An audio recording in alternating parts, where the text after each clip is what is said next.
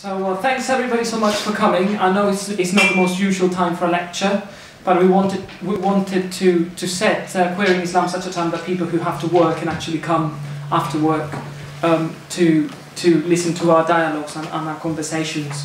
So this is the first event in a new seminar, in a new event series called Queering Islam. So we'll start with a lecture and a Q&A, but there will be research papers, there will be a film screening at least, and also a reading and a talk about LGBT issues in the Muslim world. So the first one today it gives me much pleasure to introduce someone who's influenced my own thinking about queer Islam quite a lot. Samar Habib, Dr. Samar Habib, who's an associate researcher at the Centre for Gender Studies at SOAS, the School of Oriental and African Studies at the University of London. Her publications include Female Homosexuality in the Middle East, published by Routledge in 2007. That, to date, is the only English language monograph on female homosexuality in the Arab world. So, so I'm really glad that we've got a world-leading expert here with us today. She's also published Arabo-Islamic texts on female homosexuality in 2008, and a very groundbreaking anthology of essays called Islam and Homosexuality, published in 2010. She's an expert of international standing in gender and sexuality in the Arab world, and her most recent contributions include encyclopedic entries on LGBT activism in the Middle East and North Africa, published by Wiley Blackwell, Islam and Queer Sexualities, as well as Islam and Homosexuality, which is a bibliography that's just been published by Oxford University Press. So we're very, you know, this cutting edge work. It was published last month, is that right? That's right. Just last month. So she's also the author of the fictional historical novel Ragam and Naida, which is set in, what do you say was set in Iran? 9th century Baghdad. 9th century Baghdad, sorry, Iraq. Yeah. So a historical novel, so that's really exciting as well. She's currently writing on queer Arab cinema, the fruits of which may be glimpsed informally on her website. So plugging her work in, not too subtly, samarhabib.com, you can find all her ongoing work there as well. So it's an absolute pleasure to have you here. So over to you. Thank you so much, Alberto. I really appreciate being here, and thank you all for coming out. I think this microphone is working better, so I'll stay here. So thank you. I appreciate always the opportunity to be able to share my research with the public, because this is what I do it for. I do it to engage people with their own processes of thinking. So, and I'd really like to thank Alberto for organizing these series of talks on what I think is a very important and sensitive subject matter that, you know, we really can never really have enough engagement with. So I started out thinking that this was going to be a very matter-of-fact, straightforward, glorified literature review, that we were going to talk about contemporary scholarship. And I also thought that we would only be interested in the question of the intersection of gender and sexual variance with being Muslim in diasporic contexts. But as I was sitting there writing this lecture, doing the most procrastination-inducing thing you could possibly think of, which is actually have Facebook open in the browser window in the background, all these articles and commentary about the Syrian refugee crisis, the burning of asylum seeker centers in Sweden, 16 asylum seeker centers to date have been burned, the theater of absurd moral panics over Muslims being played out in pre-elections United States, venomous anti-Muslim Australian rallies, and even an article in the New York Review of Books about Ian Hirsi-Ali's latest opus, all poured in. With all of these being punctuated by the mass murders that took place in Paris, I realized that really what this lecture is about is public discourse on Islam in the West. This is the key point of entry into the question of being queer and Muslim, and indeed in diaspora. I asked myself, why is that so important? Why is this public discourse the single most common thread that ties every sociological study on queer Muslims in diaspora that I have reviewed for this lecture?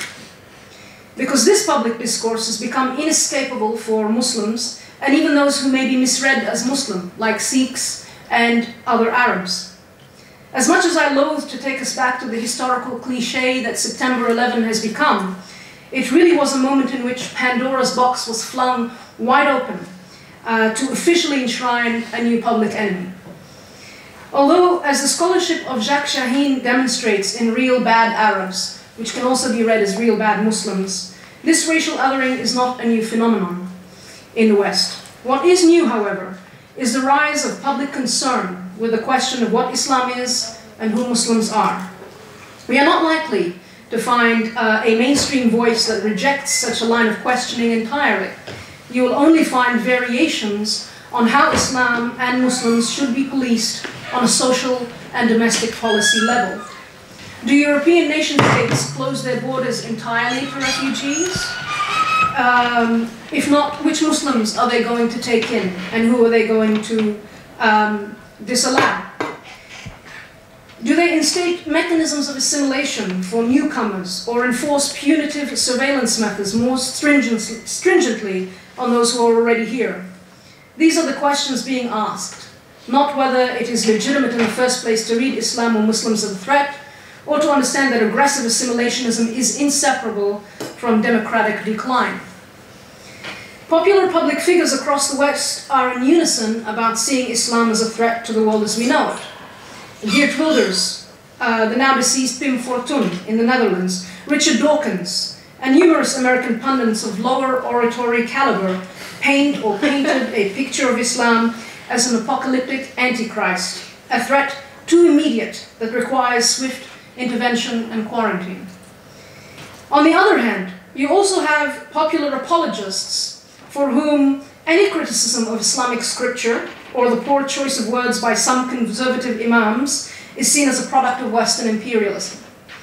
So the intellectual effort to counter and confront the ethical issues and dangers that are contingent upon demonization and false representation have also severely limited our ability to explore the limits of cultural relativism and to confront Islamic brands of homo and transphobia. Secular and Islamic feminists of the Arab world and elsewhere have been interrogating the otherwise sacred spaces, personages, and scriptures of Islam for at least 100 years. But they have been doing this in Muslim-majority contexts as acts of defiance, seeking to unseat hegemony and to unravel patriarchy.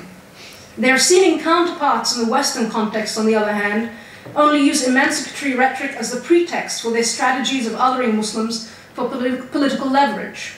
They are mobilizing electorates in the direction of fear at the expense of vulnerable minorities and at the expense of the very persons they claim they are seeking to help.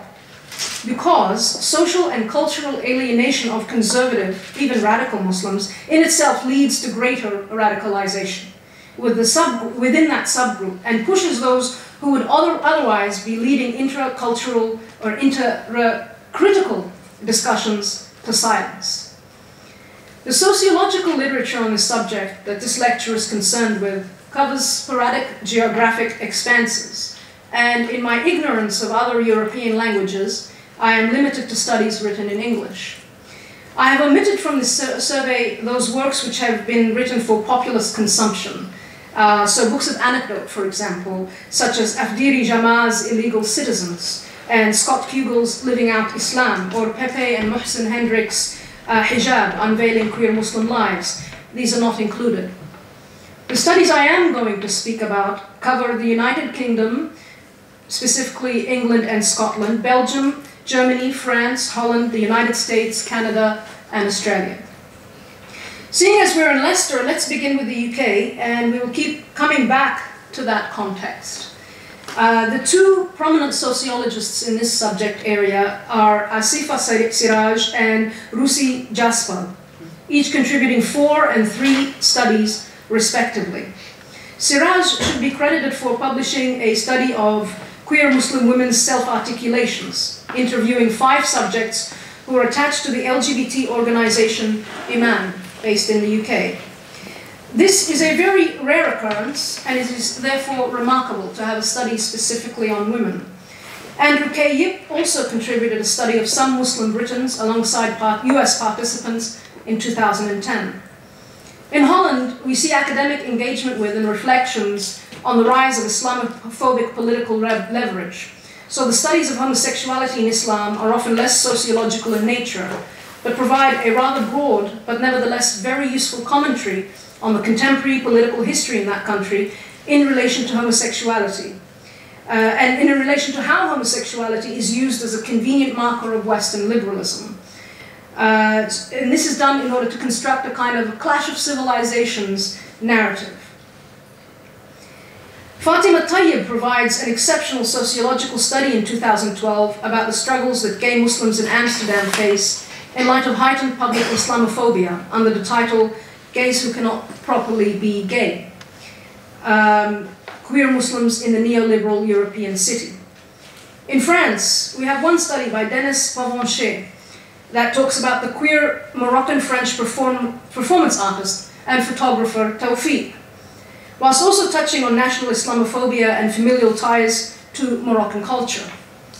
This particular article is very useful because it provides one of those rare affirmative accounts in the literature of gay and genderqueer men, accounts in the literature of a gay and genderqueer man who comes to be open about this with his family through a process of sharing his art and work with them. It's really nice to see Tawfiq recount how he got his father, mother and cousin to go hijab shopping with him for one of his characters that he wants to perform on stage.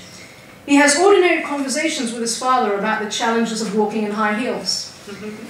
This rare narrative stands most sharply in contrast with Asifa Siraj's typology of the gay Muslim experience in England. It would appear as though the Muslim community in the UK, like that of Australia, is more conservative than we might find in the US or non-Anglophone Europe. Of course, this might not be true at all. The results might be simply due to a sample bias or the ethno-racial positioning of the researcher and what respondents may feel comfortable disclosing to somebody who's not from that subgroup. In Belgium, for example, there is one study in English which gauges the attitudes of both gay and heterosexual Muslim youth about homosexuality. This study is also very important because, once again, it shows a rather remarkable difference in the extremity of homonegativity in Belgium in comparison with the British and Australian counterpart. But I do have to ask myself whether the study participants were careful not to expose the extent of familial homophobia to a researcher who was not a member of that ethno-racial group. A glaring shortcoming in this study is that while it includes both gay and heterosexual men, it does not identify the women interviewed as either gay or heterosexual. It simply asks them what they think of homosexuality. This omission seems highly peculiar to me, but is in keeping with the general trend to continue to be preoccupied with male homosexuality and to attend to women's sexuality in a cursory way, if at all. This omission also compromises how we are to read this study's finding, that female participants scored higher in terms of tolerance than the mean of male participants. So if all the female participants were secretly lesbian, then the researchers couldn't really refer to this as a correlation of gender with tolerance in the way that they do. There are two studies that are relevant to Germany. The first is a master's thesis from Södertörns University in Sweden by Magdalena Larsson, and the second is a chapter in my own edited collection, Islam and Homosexuality, by Ilgin Yorukoglu. And both of these focus on the Turkish community in Berlin as access to Muslims there. The master's thesis is particularly remarkable for its engagement with a prevalent yet underrepresented phenomenon of the married gay man. Jaspal's 2012 study of British, Indian and Pakistani gay men also touches on the subject of having to marry. As Yusuf, one of her Indian-British subjects, indicates, this whole thing is a kind of phase in my life. It has to be because I've got to get married and I'm going to have a family someday. Another subject in the same study, Ahmad, remarks, it kind of feels like it'll get better if I just get with a woman and have kids. I might forget about guys and my life before. I would like to see documentation of the phenomenon of the beard marriage. We don't see this in sociological literature. This is when one or both of the couple are homosexual, but it's not a secret between them. So there's no deception going on between the couple. Some couples enter into these marriages in order to alleviate the familial pressure, but also to grant themselves the capacity to move out of the house and to live independent lives. So we don't have any documentation of this phenomenon, but I do know that it happens and that there are mechanisms for locating suitable matches in gay and lesbian forums. And I thought it would be nice actually now to break away for a moment from scholarship, because it's actually quite dry, and look at how art has kind of filled in the gap with respect to this phenomenon of the arranged gay-lesbian marriage. I want us to have a quick look at the humorous way this is dealt with by Lebanese-Australian filmmaker Fadia Aboud in her web series I Love You But. The important thing to note here is ethnicity trumps religion here. So Aboud is talking about a Lebanese couple. They're not necessarily Muslim, but in this case it's the cultural ethnicity that trumps religion here. So she could be Lebanese Orthodox, could be Lebanese Sunni, Shia. It's really quite irrelevant in this particular context. But I'll let them tell you the story.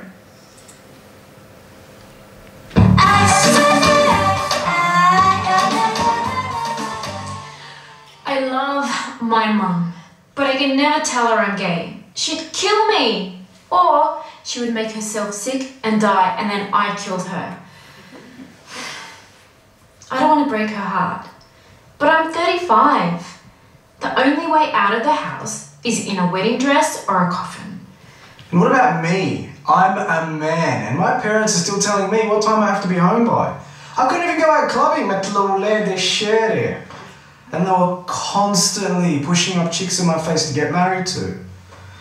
There is no way my parents could accept me being gay. I had a 10 p.m. curfew. I couldn't even go to a party. I couldn't stay at my girlfriend's place. I was sick of it, and she was going to leave me. So I had to do something. I called up one of my friends who knows everyone, and I asked her to find me a good Lebanese gay boy. I was looking for someone in the same situation for ages, and I'd nearly given up, but then when one added me and then stalked me for a while, I thought, what was this girl up to? I had to make sure he was gay. Well, I can't exactly put my real life on Facebook. I asked around. You have to do that when you marry someone. At the wedding, just before they married us, I felt fire coming up from underneath me. What we were doing was so wrong. He was scared. I could see it in his eyes. What I should have saw if I signed the papers and then he didn't. Oh, I would have killed him. So we went through the whole charade. I wanted her to wear Alex Perry, but she didn't. So we had the rest my way. We had 6 courses with seafood.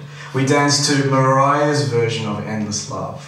We had the best zaffi. But the best was after the wedding, at the hotel room that night with all our friends. My side got to meet her side. The next day, my mum and my aunties met us at the airport.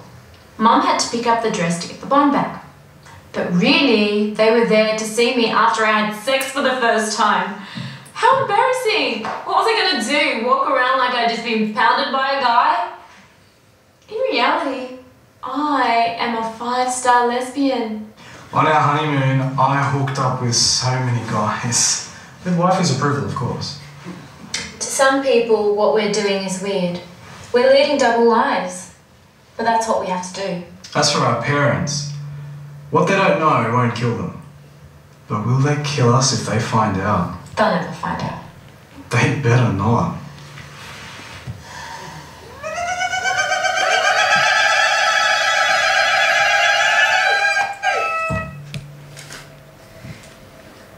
So, I have to say that the sociological literature is dark and depressing in many respects. The livable side, or what we might call the lighter side. We don't get the stories of familial and personal acceptance as much either in the sociological literature. In all likelihood, they're not as common, but I am interested in how artists, photographers, filmmakers and writers capture that lived side, that livable side.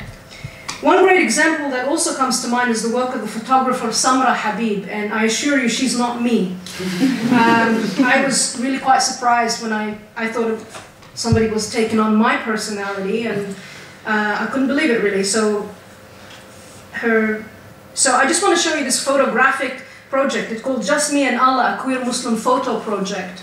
And And on June 1, 2014, the photographic exhibit opened at the Parliament Street Library in Toronto under the title Just Me and Allah. Habib maintains and updates this as an archive of photos on the Tumblr blog. And what she does is, this is the latest one. I thought this one was particularly interesting. This is a photograph. I don't know how to make this smaller. I'm sorry. So we'll just have a quick look at the photograph, and then we can read the little autobiography. And as you can see, if that's not my namesake misspelled wrong, I don't know what is. I was born and raised in Paris. So this is Layla, lives in Berlin. Born and raised in Paris, France, with 2 sisters and 2 brothers. I just moved back after living in London, England for a few years. I'm a black Arab, meaning that my mum is North African from Algeria and my dad is Caribbean. So it's a very international kind of diasporic experience enough as it is. She says that she didn't grow up Muslim, as we were practicing Buddhism with my dad. My mum used to fast during the month of Ramadan, and it's the only time we practiced Islam. Even though my mum was born in a Muslim family, the politics of assimilation in France was running the life of people with a Muslim background while she was growing up. I've always been a spiritual person, and the first time I got to know a bit more about Islam was when I was 16. I was in the library and picked up the Quran and read the French translation. I read it in 3 weeks. I talked to my Muslim auntie about it, and she gave me some books about the life of our Prophet Muhammad. I started reading more and more about Islam and fell in love with it. When I was 20, I decided to become a Muslimah. I started wearing the hijab when I was 25. That was a big decision, especially in an Islamophobic country like France. I am a social worker and a special needs educator, and it became a struggle to find a job in Paris. My life in France became hell on earth. As time passed, my hijab was more than a symbol of faith. It became a symbol of resistance and a political symbol. My hijab is political. My hijab is resistance. I am covered in tattoos. So when people see me with a hijab, they're always shocked. Some non-Muslims like to tell me that I shouldn't have tattoos or dress this way. They're becoming the Mufti of Paris. I just want to say it's between me and Allah. I also want to read you one of the earlier ones because we'll be talking about the founder of Salam in Canada. And this is Al-Farouq Kaki. I think it's underneath. So these are the photos of Al-Farouq. Al-Farouq was born in Tanzania. I just want to read you very quickly. We fled because of my father's rebel-rousing political profile. We lived in England for 3 years and came to Canada in March of 1974. My mum, who was my best friend, did not like the snow or the concrete of Toronto, preferring the blooming flowers that greeted us in Vancouver. My father was a committed humanist and activist. The Islam they taught me was one of justice and love that embraced diversity and liberation. It was an Islam heavily influenced by a variety of Muslim traditions, especially Sufism. One of the things that's happened in Islam, especially post-oil and post-Iranian revolution, is that Islam has been reduced on many levels to a simple list of to-dos and don'ts. It's devoid of any spirituality or any intimacy with the Creator.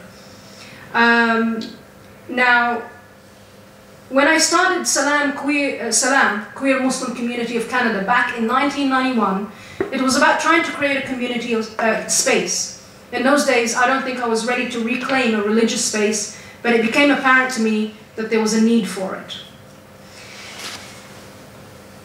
So this leads us rather nicely into the study of the Canadian context. I know some of our subjects are not just Canadians, but she is based in Toronto, and she did begin with an immediate community. And there's something to be said about the quality of the queer Muslim community there.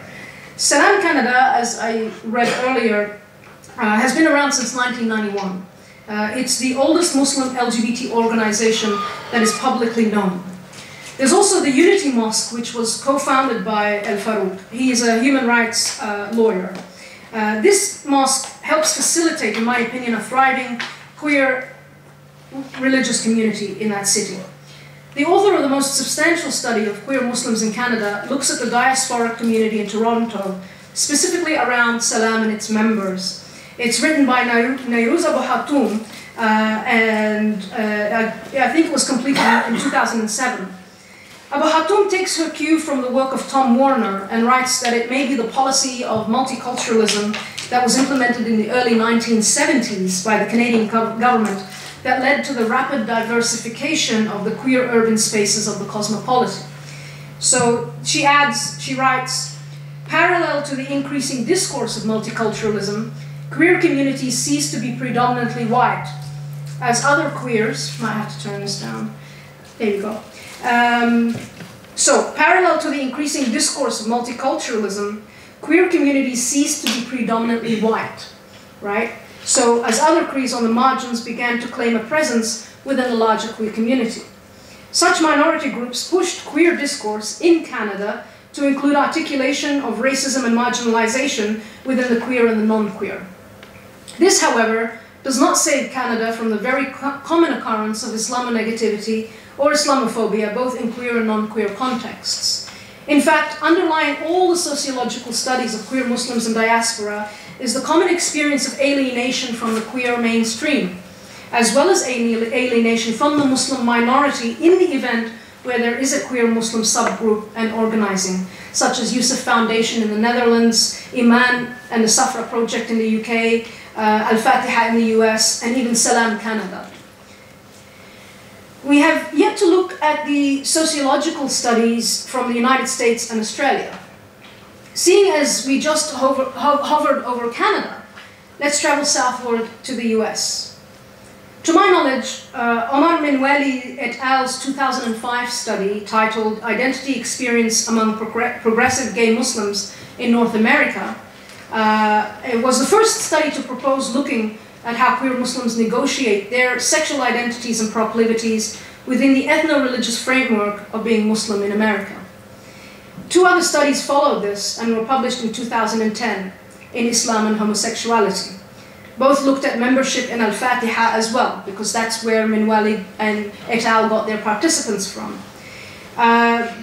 But by this time, in 2010, Al-Fatiha had grown from being a virtual community space to hosting annual conferences and retreats. So it actually is a real space that connected people. There's also a study by Andrew Yip that we discussed, and Amar Khalid that I mentioned earlier, and by and large it concurs with the findings of all the other studies. So Minwala et al. In 2005 centered this research around 6 gay Muslim men who were involved in Al-Fatiha, and Al-Fatiha was founded in 1997, so 6 years after Canada. Mahroub Khan in 2010 bases a much more substantive study on 55 in-depth interviews with both gay, lesbian, and heterosexual Muslim subjects in order to determine queer identity cultivation and its reception in the sort of the Muslim mainstream, in the larger Muslim community. Her conclusion is rather inspiring. She concludes that there is a dynamic conversation taking place between organized LGBT Muslims in the US and their heterosexual counterparts. Abu Hatum in 2007 says that Salam didn't enjoy such an exchange with the broader Muslim community, creating a liminal space instead, so they're kind of on the border zone. So it'd be really interesting to go back and sort of update Abu Hatum's research and see if that has changed since 2007. So that's in the last 8 years. Notably, evidence of Khan's accuracy. So when Khan says that there's been some kind of dialogue, there's been some kind of exchange happening between the larger Muslim community and the smaller community, we can actually gauge that kind of accuracy in her drawing this conclusion about this exchange. When we look at the Islamic Society of North America's 2013 decision to endorse ENDA, the Employment Non-Discrimination Act, a bill that would curtail discrimination against gender and sexual minorities in the workplace. So that was heartening that they decided to be on the side of that. The Human Rights Commission further reports that a Pew Research survey released in August 2011 found that 39% of Muslim Americans believe that homosexuality should be accepted by society. And this in itself was a 12% increase from the last time the survey was conducted in 2007. This stands in a rather sharp contrast from the survey results of the Gallup and Coexist Foundation's Global Islamic Interfaith Survey, which found that in England, and I'm going to quote Siraj on this, in 2014, in England, compared with 58% of the general public, not a single British Muslim believed that homosexuality was morally acceptable. Now, of course, that's a single Muslim who took the survey, of course. On an institutional level, the Muslim Council of Britain has repeatedly rejected talks with gay rights organizations and rebuffed proposals to tackle homophobia within Muslim communities. But to be fair, we might want to also look at who is approaching MCB, who's approaching the Muslim Council of Britain. What is their politics in relation to how they approach LGBT activism in a Muslim context? So they might not be willing to engage with those groups, but there might be more than meets the eye with respect to that. Finally, a Sayyid's study of US subjects relies on analyzing pre-written narratives published on a website that has now been discontinued, as well as informal interviews. So the website was Bint al-Nas. Even if Khan's scholarship is grounded in a much larger and more methodical approach than a Sayyid's, we would do well to appreciate her observation that her subjects exhibited less, if any, emphasis on identities derived from sexual practices. And thus the subjects rejected sexuality-based identification, and by extension they also rejected a seemingly Western model for visibility, activism, and emancipatory dialectics. Seeing these studies in juxtaposition, they give us a healthy and rounded picture of the queer Muslim landscape and the nature of activist and non-activist states of being. The subject positions that reject identities based on sexual proclivity and coming out as strategies of resistance resonate with the subjects interviewed by Ibrahim Abraham in the study of Australian Muslim queers. In an article which focuses on heterosexual Muslims in the US, we'll come back to Abraham, in an article which focuses on the heterosexual Muslims in the US and their attitudes toward homosexuality, David Rayside contends that Muslims in the US are comparatively well-educated, economically indistinct from the rest of the population, with a set of attitudes broadly compatible with the political mainstream. This is corroborated by the Pew Research Center survey and the Coexist Foundation's Global Islamic Interfaith survey, by the way. Let's continue with Rayside. One of the few issue areas on which they stand out as distinctly conservative is on homosexuality, where rates of disapproval are at the same level as among evangelical Protestants. They are indications of Muslims adapting their faith to the Western context and to intergenerational change in attitudes to sexual diversity. However, there's also an increasing sensitivity among American Muslims to the distrust or disdain to which their faith is subject, and to the heightened sense of scrutiny that they experience, the heightened sense of scrutiny that they experience may well be contributing to a retention of selective moral traditionalism, end quote. And this is indeed what we have seen in Holland and Australia with respect to radicalization. Radicalization being the result of increased publicity of Islamophobic nationalist discourse. And when I speak of radicalization, I refer to it as something that occurs both on a national level as well as within the Muslim subgroup as well. When the national discourse is escalated in such a way as to malign conservative Muslim ways of being, those who would otherwise be leading intra-group discussions have to contend with remaining silent, because they are now in danger of providing fuel to an already smoldering fire and finding themselves on the other side of the fence. And this was exactly the situation that I found myself in Australia in 2008, when a course on my research that I was teaching at an urban university in Sydney became the subject of national controversy. A handful of agitators from the community requested that my appointment in gender and Islamic studies be re-examined and then subsequently terminated. Even though there was no substance to the accusations that my work was disrespectful of Islam or Muslims, and even though the attacks on my academic work and my personal integrity were clearly the result of nothing but homophobia, I found myself in a position where if I were to engage further in this discourse on a national media level, then I would be inciting even more hatred against Muslims who had genuinely been on the receiving end of so much contempt and demonization, which the purpose of my work is to confront and alleviate. I found myself then in a position of being truly defenseless, and the situation persisted for a further 2 years after which I had to leave the university, which had by then made a decision to terminate my standing as a lecturer in Islamic studies. It was a painful personal sacrifice, and I am critical of myself for my silence, but I also don't see how that conversation could have been had given the highly charged political climate that was so ready to distort Islam and malign Muslims by amplifying the disgruntlement of a misinformed few. So even if we would ideologically disagree about homosexuality, we could still have that conversation without vilification. There are 2 Australian studies that look at mainstream Muslim attitudes towards homosexuality. And it's no surprise that, of course, they are concurrent with all the other diasporic studies that raise this question. The Muslim population has a lower tolerance of homosexuality than the rest of the population. Not surprising there. In 2010, Roxanne Marcotte studied Australian Muslim attitudes toward polygamy and homosexuality by examining online Muslim discussion forums.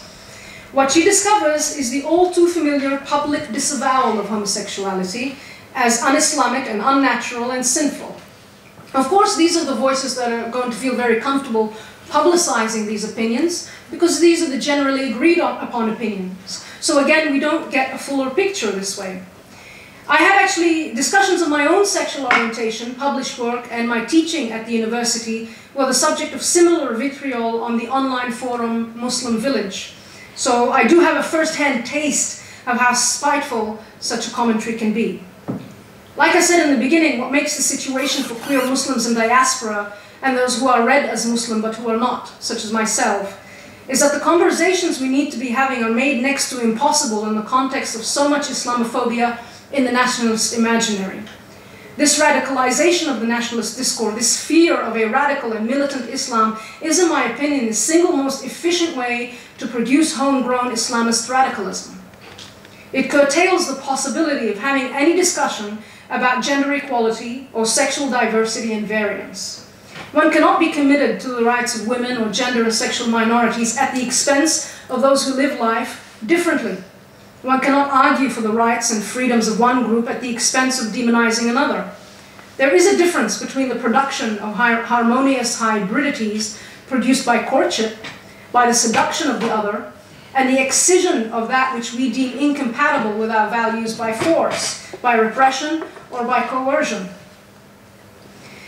In a separate study, published in 2013, Fida San Yakdar interviewed 15 Muslim teachers from a number of Australian Islamic schools in order to ascertain how they discussed homosexuality in the classroom.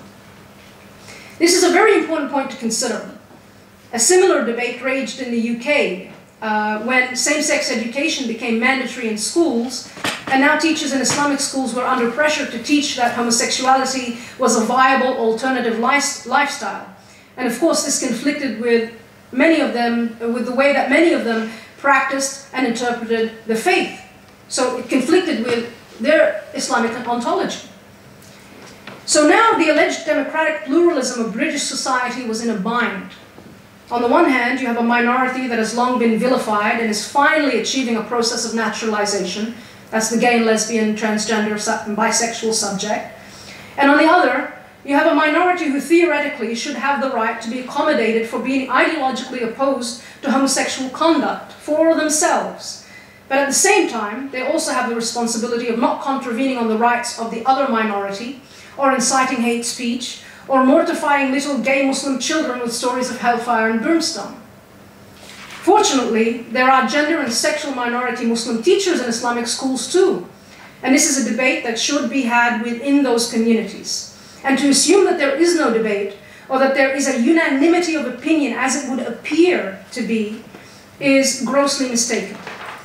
This I know from my own personal experience as a teacher of young Muslim Australians from all sorts of ethnic and racial backgrounds, and with their own spectrum of gender and sexual orientations.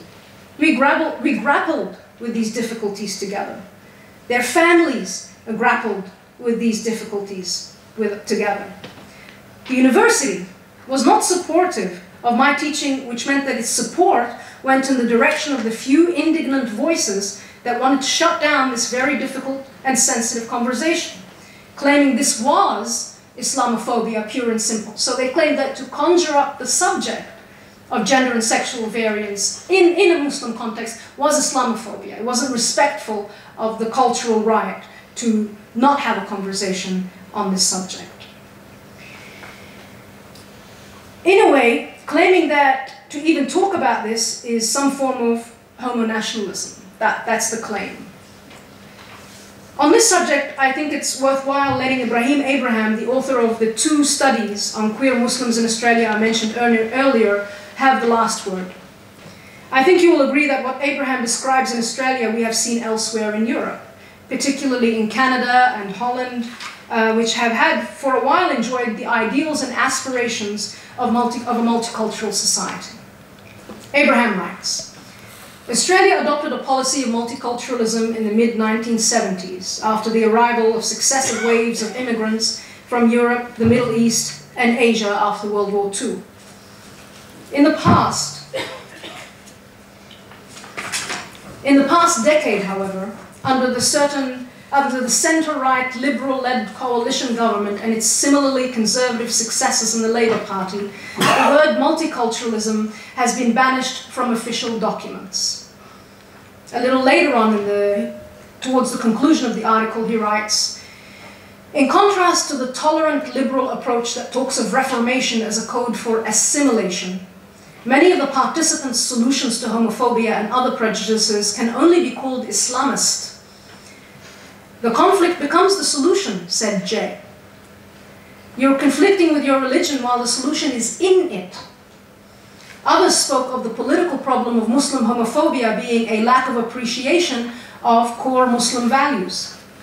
The same thing goes for Islamophobia. The solution is not less Islam in public, or to assimilate Islam into non-Muslim capitalist liberal culture, but a truly hybrid approach engendering precisely the opposite. These studies that I have discussed are predominantly concerned with the experiences of gay men. There are several that include same-sex attracted women, but not that many. There are no studies that look at the transgender experience exclusively or in depth, and the voices of transgender or genderqueer persons are extremely marginal in this literature. So we do have a lot of work to do in order to address this predictable yet terrible imbalance. So, altogether, does the sociological literature give us a typology of queer and Muslim experience and diaspora of the 21st century? So obviously Islamophobic nationalist discourses underlie all these contexts, and obviously Islamic homophobia punctuates the experiences of queer Muslims just as well. What's more, and as a direct result of these, we see some similarities across the board in terms of the narrative of coming of age, coming to the realization that you have a different sexual currency than that which is used in the economy of marriage and children, as we saw in the film, in the episode of I Love You But, for example. Across the board, there is a common discussion of the moment the subject realizes that their sexual currency can't be cashed in the same way, particularly in a kind of collectivist environment where family rules supreme. This in itself is going to create tremendous tensions, and in certain cases it leads to an acute crisis of identity. I think this can occur irrespective of whether you come from a religious background or not. There is no exclusivity with respect to religious households and the tendency for the queer Muslim to experience an existential crisis at some point in their coming-of-age process. However, across the board, there has been a correlation between the level of religiosity of a certain group and homonegativity and homophobia. Several European and North American studies, as well as international surveys, concur that among both LGBT individuals and heterosexual subjects interviewed, scoring higher on the scale of religiosity guarantees a higher score on a scale of homonegativity, mean-wise. This is not surprising, of course, because in the worldview of the traditional believer, the human being was created for a purpose, the sexual organs were created for a specific purpose, and the Quran is understood to be inarguably prohibitive of homosexuality. Another experience reported across the board is the role that the religious community plays in surveying and policing gender and sexual behavior. That if you were to remain in the religious community, whether that's through the mosque or the society of your immediate and extended family, then this is the place where you are most likely going to be policed, and you would not be able to practice alternative ways of the faith. And so one common practice is the departure from the community of faith, or even the culture itself. So it's a process of disidentification. So this departure usually then signals the arrival into the gay affirmative space of some sort. And when you leave the cultural space that is exclusive of this other part of your experience of yourself, and you enter the gay affirmative space, then you begin to encounter a delegitimization or erosion of the ethno-racial or ethno-religious aspects of yourself. Because in this gay affirmative space, you are not likely going to find a good reception of Islam. We are talking about spaces that are predominantly monochrome. We are talking about the dominance of certain privileges of class and race. So a very common narrative that we hear across the board, especially in the absence of Muslim LGBT spaces, so in the studies that predate these, is the experience of alienation within the gay subculture. So there are two things you do when you're there. You either shed your ethno-religious identity and walk in the direction of, if I may say so, in the direction of whiteness, normalization, or then you retreat and then you go back in the other direction and really become very critical of and deeply alienated from mainstream gay culture because it has not been very accommodating or understanding.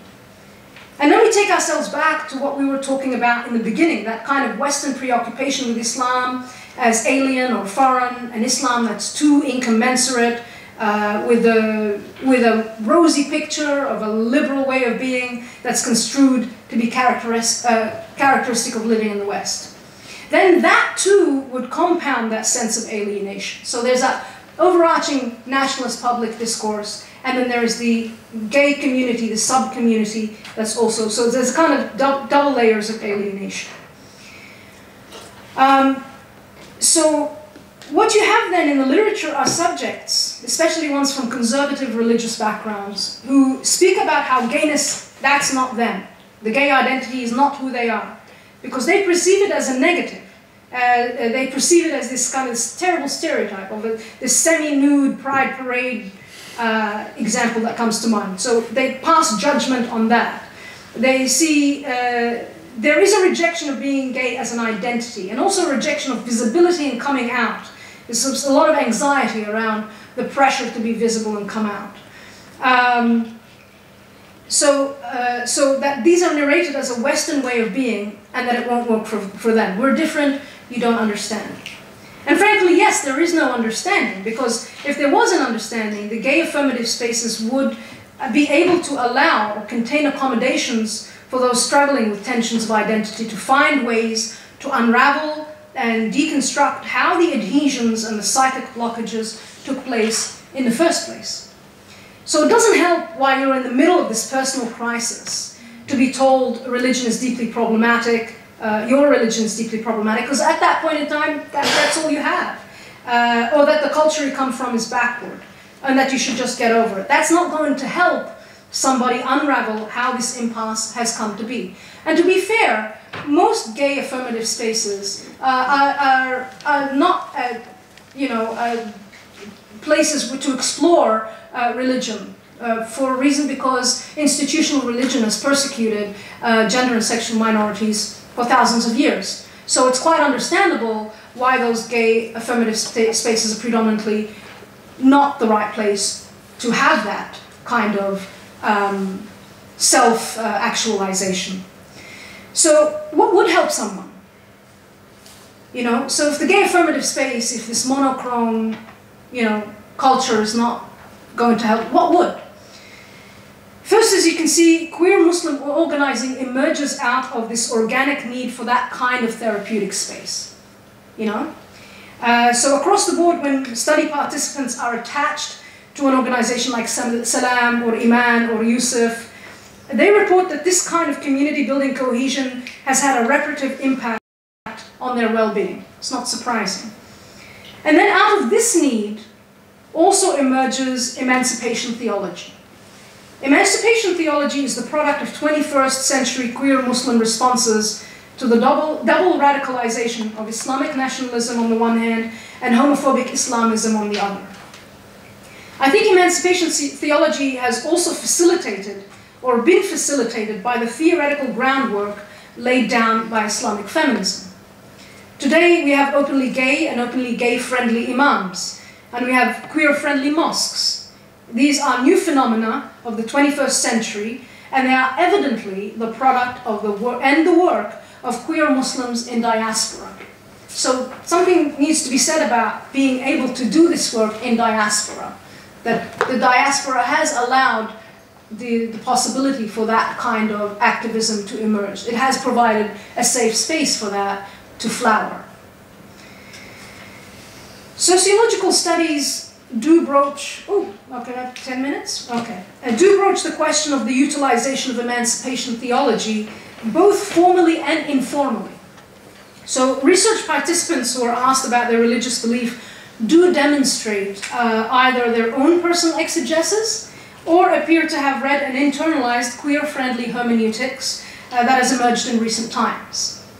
Otherwise, those who are unaware of queer-friendly Islamic hermeneutics or who are unconvinced by it are able to recount that the Quran is prohibitive and usually cite the story of Qawm Lut as evidence. So, sociological studies are now asking, how do queer Muslims undo the familial homophobia that is sometimes so deeply entrenched and internalized that it results in this extraordinary agony? When you read about interviewee after interviewee telling you, I wish I wasn't this way, I know it's wrong, this must be a phase because I know I'm going to get married one day, I know it's strictly forbidden, I know God hates it. When you read these kinds of agonizing self-flagellations, then the work of emancipation theology becomes even all the more important. What I would like to see are follow-up studies with subjects who are afflicted about their sexuality due to religious concerns. It would be interesting to document it and see how these afflicted individuals worked through, or if they did at all, the psychological horror 5 or 10 years later. How do they unravel and undo the ways they have been psychologically incarcerated by society and culture, and by the sense of what God says, what God thinks, and what's going to happen to them from an eschatological perspective. Work in this vein has already been theorized in a 2014 survey of this literature by Levi Geer Eidemar, who proposes 4 typologies in Muslim stances on homosexuality. His typologies are based on the correlation between what he labels as right and good. And I'm actually going to close with providing a brief overview of these 4 different models, typologies that he has. I think he did a really excellent, impeccable job. I don't need to reproduce the work. So he defines right and good in the following, in what he calls an ad hoc way. So the right is more like what you're supposed to do what God says. So the right is the individual Muslim's construction of the ethical values and rules that are divinely revealed through authoritative scriptures and the consequences of life after death. So see what the individual Muslim perceives to be what God thinks. The good. The individual Muslim's construction of what makes earthly life as good as possible, regardless of consequences of life after death. So in the first one there's less agency, and the second one it's more about individual agency. In the first model, model A, right defines good. So the right, what God says, or how a Muslim person perceives what God thinks, that's going to define whether something is good or bad or not. My individual agency is really not existent, even though, you know, to understand God, you would have to construct that understanding. So this means when an omnipotent, I'm quoting Eidemar here, that when an omnipotent and omniscient God has revealed his will to men, it is by definition best for human beings to follow this revelation. If someone's experience of what is good diverges from the divine revelation, it is because humans are imperfect and do not understand the best for themselves.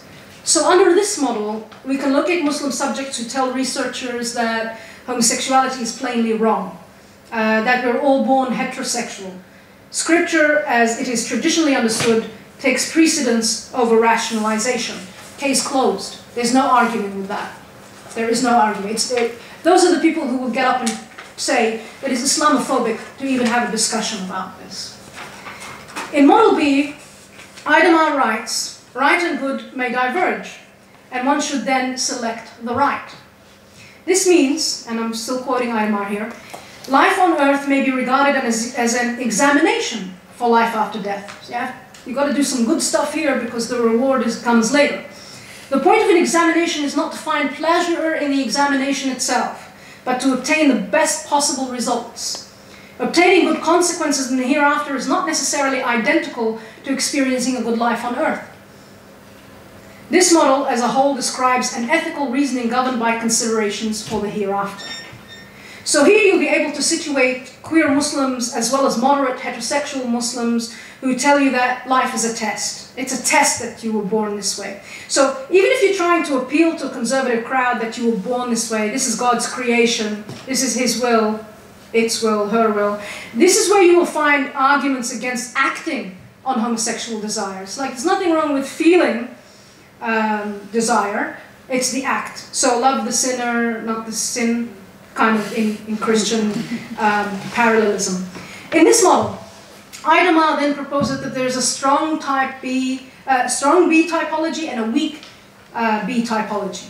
The strong B typology is where a queer Muslim might, and I quote him, succeed in keeping the religious obligations. That is, practice abstinence. And the weak B is where, I quote, one fails to meet those obligations despite supporting them in theory. The failure results in a bad conscience, end quote. In the weak type B typology, you might hear someone say, everyone's a sinner, nobody's perfect. Model C, according to Idemar, is where, and I quote, good is a basic principle of interpreting what is right. The basis for this model is the hermeneutic perception that divine revelation is available only through human interpretation of Scripture, and that interpretation should be compatible with a holistic understanding of the holy text as a whole. So here is where queer-friendly Islamic hermeneutics becomes possible. So it's recognizing that the individual always has agency, even in the construction of understanding God. And you go back to understand, how did I understand God previously? How can I understand God differently? So Emancipation Theology obtains its ethical religious impetus from this kind of reasoning, because it's possible then to reinterpret the tradition. I often find in the literature that such individuals have a direct relationship with God. They separate the religious tradition or the religious establishment from their spiritual connection to the divine and research Scripture with a mind to locate a benign, inclusive, and loving God in them. Finally, in Model D, right and good may diverge, and one should then select the good. So this is similar to Model B, except now your preference is for the good over the right, right? So the right thing to do is not always the best thing to do.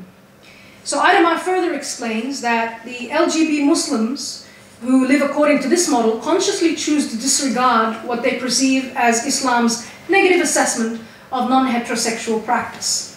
This is part of an overall understanding according to which the purpose of Islam is perceived to be to make our earthly life better, not harder.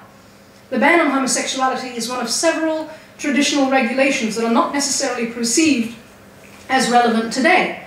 The relationship with God is regarded to be the core of Islam, not detailed bans and regulations. So these are individuals who accept that the traditional interpretations are correct. So they will situate the text historically, though. So they might say that in the Quran, for example, a man is told he has a sexual right over his wives, as well as the women he owns. We don't practice concubinage anymore. We would find it unthinkable. So they're selective about which parts of the Quran are relevant to people today and which aren't. I think there's an overlap between this typology and the previous one with respect to emancipation theology. Both can assist and queer-friendly Islamic hermeneutics. Both can assist you in untying this psychic knot. Idemar acknowledges that this kind of typology simplifies what are otherwise very complex and diverse experiences and practices. But he nevertheless has offered us a very useful theoretical tool with which to look at queer Muslim self-narratives as they have been appearing in contemporary scholarship.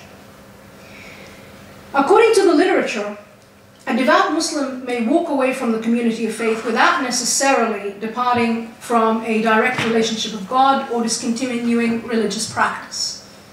But what the sociological literature is seldom able to locate are secular Muslims, Muslims for whom Islam is a cultural rather than a religious identity. It's difficult for me to believe that all queer Muslims in diaspora have had to contend with a crisis of faith in relation to their gender and sexual variance. And this is when it especially becomes worthwhile to turn to queer Muslim artists, performers, photographers, writers, and filmmakers. The depictions they give us seem radically different from those that the sociological studies have produced, which focus on the religious aspect of Muslim identity. Together, however, they do allow us to glimpse a more rounded, panoramic impression of the various states of being, be they cultural, social, spiritual, personal, sexual, gendered, or religious, that queer Muslims in diaspora embody. Thank you.